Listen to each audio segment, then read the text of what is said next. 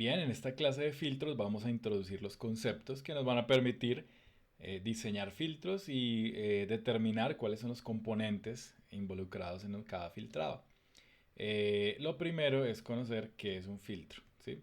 Y un filtro va a ser un dispositivo que permite el paso de algunas componentes de frecuencia de una señal eléctrica, mientras que rechaza el paso de otras componentes. Es decir, si una señal se presenta a la entrada del filtro y tiene múltiples componentes frecuenciales, según las características del filtro dejará pasar algunas y evitará el paso de otras. Veamos cómo son los filtros activos.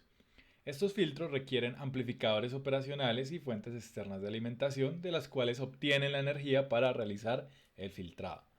Eh, en cuanto a los operacionales, limitan la respuesta en frecuencia, es decir, que no podemos tener frecuencias muy altas debido a que los amplificadores operacionales, que son el componente principal dentro de un filtro activo, eh, no tienen respuestas en frecuencia muy altas, por lo tanto se ven limitados.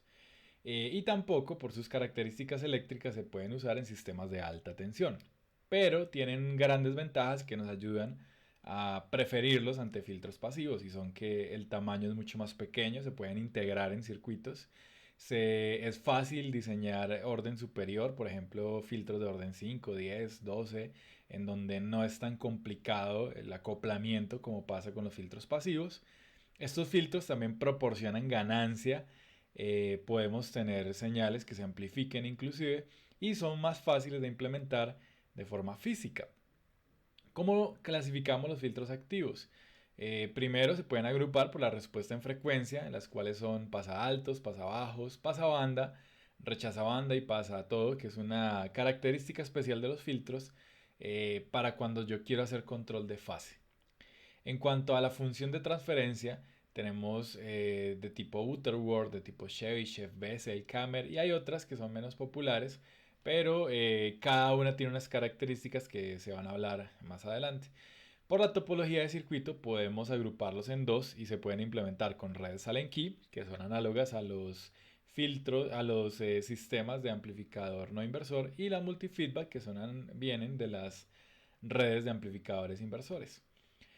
Respecto al agrupamiento por respuesta en frecuencia, tenemos filtros de paso de baja, los cuales antes de una frecuencia de corte omega c dejan pasar o permiten todo el comportamiento de la salida, pero después de la frecuencia de paso rechazan toda la señal. Entonces vemos en la línea recta el filtro ideal y en las líneas curvas los filtros reales, los cuales no tienen un rechazo inmediato a las frecuencias después de la frecuencia de corte.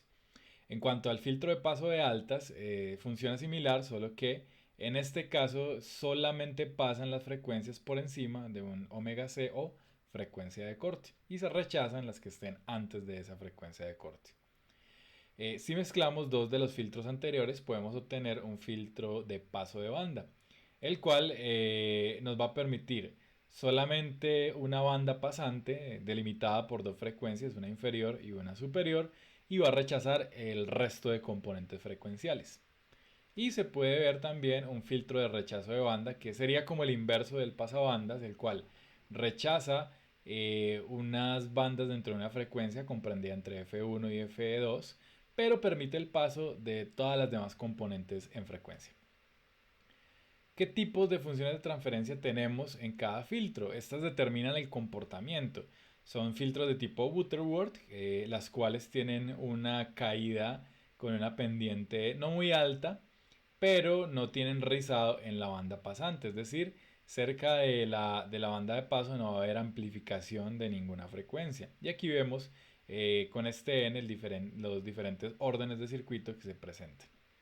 Con respecto a los filtros de tipo Chebyshev, vemos que en este caso existe un rizado, es decir, hay un desequilibrio entre las frecuencias antes de la banda de paso o antes de la banda de rechazo. Eso quiere decir que se van a amplificar y atenuar las señales en esta sección, pero podemos ver que la pendiente es mucho más alta con respecto a los filtros de tipo Butterworth. Y tenemos filtros de tipo Bessel, similares a los de Butterworth, tienen una pendiente mucho más suave respecto a los Butterworth, pero estos reaccionan de forma lineal a la fase y nos permiten hacer control de fase. En cuanto a las topologías de circuito, tenemos redes de Sallen-Key, como les comentaba al inicio, donde hay cuatro componentes que van conectados en este caso para hacer un filtro de pasa de bajas. Entonces vemos dos capacitores y dos resistencias. Recordemos que no se utilizan inductores debido a el gran tamaño que tienen y a la baja impedancia que presentan, la cual es incompatible con los amplificadores operacionales. Entonces solamente vamos a emplear capacitores y resistencias. De la misma forma tenemos la red Multiple Feedback, que como su nombre lo indica tiene dos redes de realimentación negativa. Y de nuevo tenemos una resistencia que nos permite ajustar la ganancia, dos capacitores y dos resistencias con los cuales vamos a ajustar cómo es el comportamiento de un determinado filtro.